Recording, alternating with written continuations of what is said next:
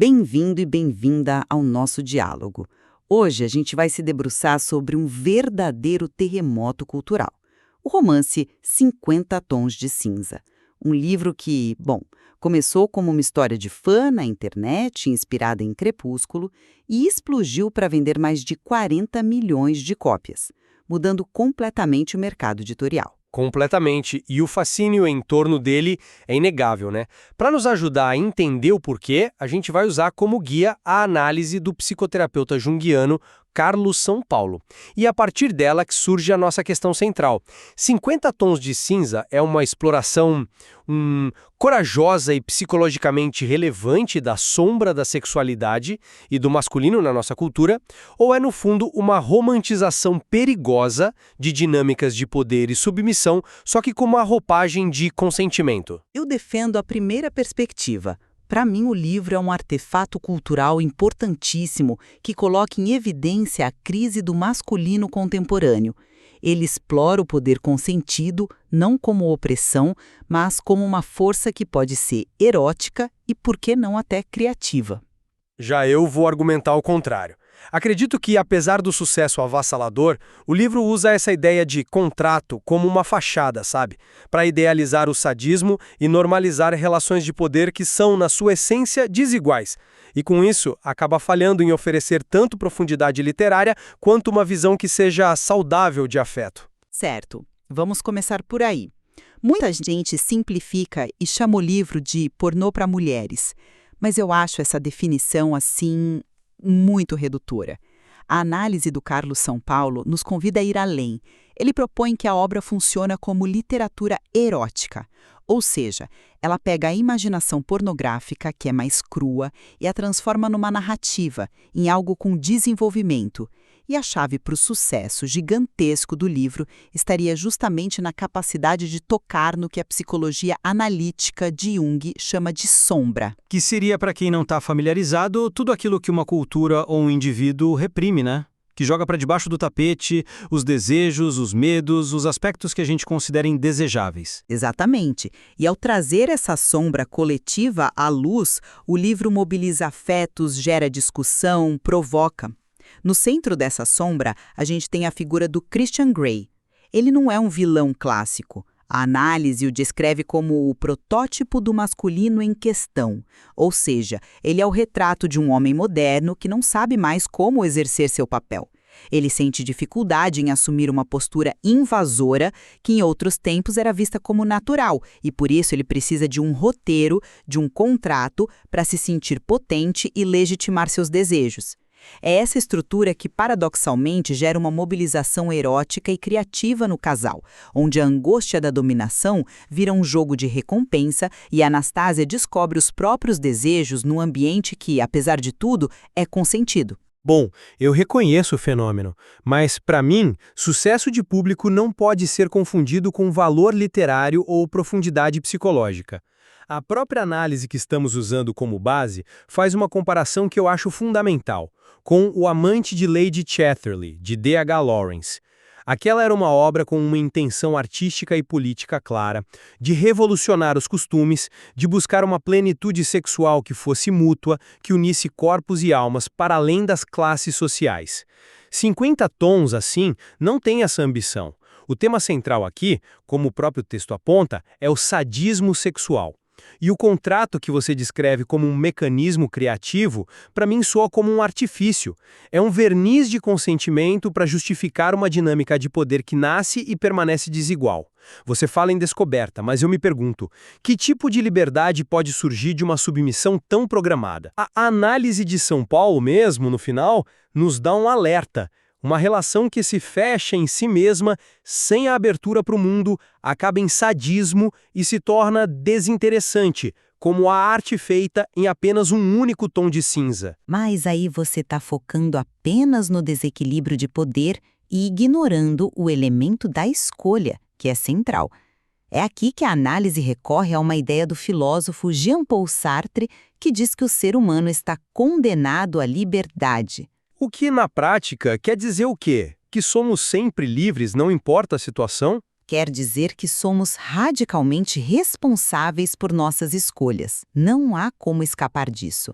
A Anastasia é confrontada com a liberdade absoluta de aceitar ou recusar os termos do Christian. A angústia que ela sente não é a da vítima passiva, é a angústia existencial de quem se vê diante de uma escolha que vai transformar a vida dela por completo. O contrato não é uma ilusão, ele é o palco onde essa escolha se torna concreta, com regras e consequências. É isso que tira a dinâmica do nível da vulgaridade. Não é uma simples dominação, é uma jornada de autoconhecimento através de limites que foram, em teoria, negociados. Em teoria, mas na prática, que liberdade é essa? A liberdade sartriana pressupõe uma consciência plena da sua condição, mas a dinâmica aqui é entre um bilionário manipulador, mais velho, experiente, e uma jovem estudante, virgem e ingênua. A balança de poder pende tanto para um lado que a escolha dela me parece quase uma formalidade.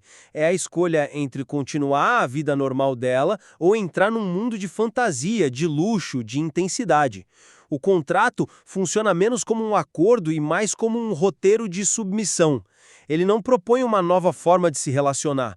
Ele apenas reembala uma dinâmica de controle muito antiga com uma linguagem que parece moderna, falando de consentimento e BDSM. Mas é um BDSM superficial, que ignora toda a cultura de comunidade, segurança e comunicação que existe por trás. Eu entendo a sua crítica à assimetria de poder.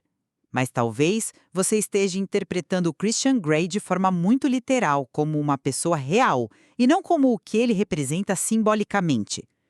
A análise nos convida a vê-lo como um protótipo, um arquétipo da ansiedade cultural masculina.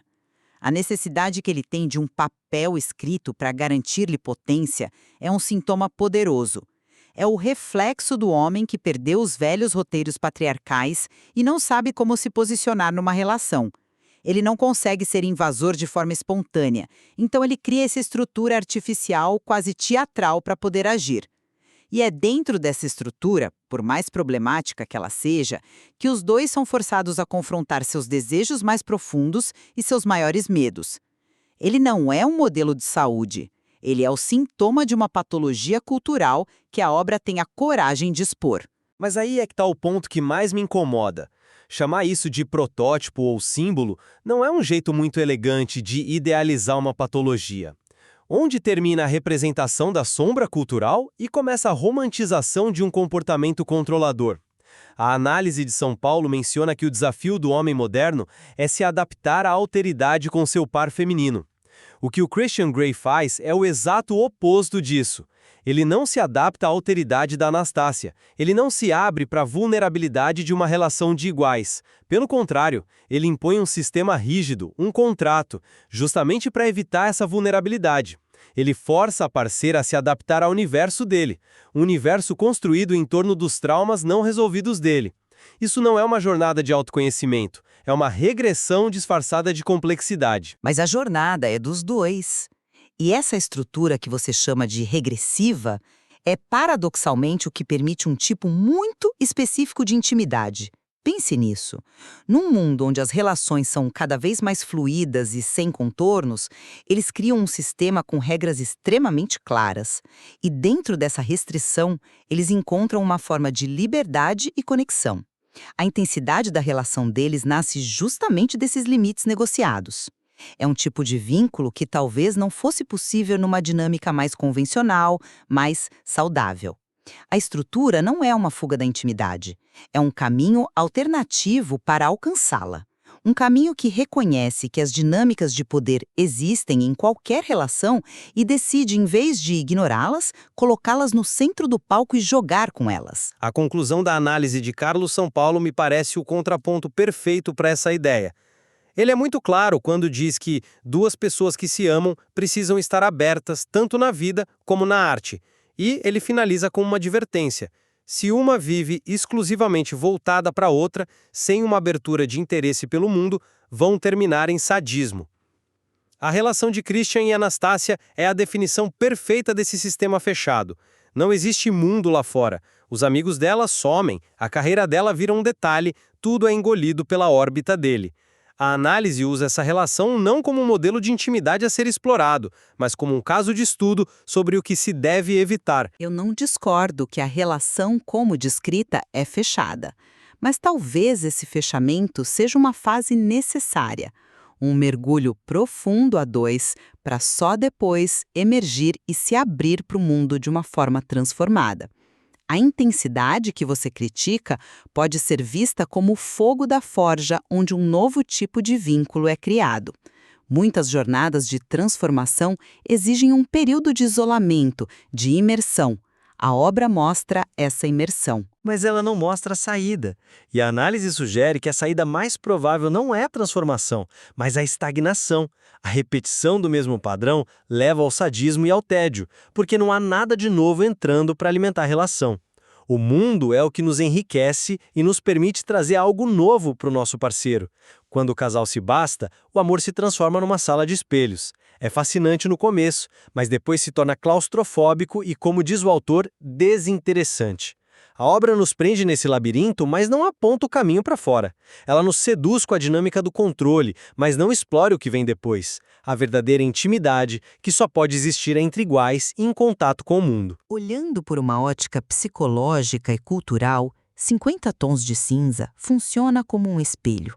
É um livro sintomático que nos diz algo crucial sobre a nossa época, sobre nossas fantasias e ansiedades coletivas a respeito de desejo, poder e a crise do masculino. A estrutura do contrato, que é o ponto mais controverso, é o veículo narrativo que permite essa exploração de desejos profundos e da natureza complexa da liberdade humana, que muitas vezes só se revela de verdade quando confrontada com limites e regras. E, para mim, embora seja um inegável fenômeno de mercado, essa popularidade não anula a natureza profundamente problemática da relação que o livro idealiza. Ao colocar essa roupagem de romance e consentimento contratual numa dinâmica de controle e sadismo, ele corre o risco de normalizar desequilíbrios de poder que são, na vida real, muito perigosos. A própria análise que guiou a nossa conversa conclui que a conexão afetiva verdadeira exige igualdade e abertura para o mundo, dois elementos que estão completamente ausentes de uma narrativa que, no fim das contas, se revela tão limitada e, por que não, desinteressante quanto um único tom de cinza. Fica claro que a análise de Carlos São Paulo é rica o suficiente para sustentar as duas visões. Ela nos oferece tanto a chave para entender o livro como um sintoma cultural relevante, quanto as ferramentas para fazer uma crítica contundente à sua estrutura. Exato. E talvez o grande valor de discutir esse material, por mais controverso que seja, não seja chegar a uma conclusão definitiva. É nos forçar a refletir sobre como as narrativas que a gente consome em massa moldam silenciosamente a nossa percepção sobre o que é o poder, o que é o consentimento e qual a arquitetura de uma relação íntima.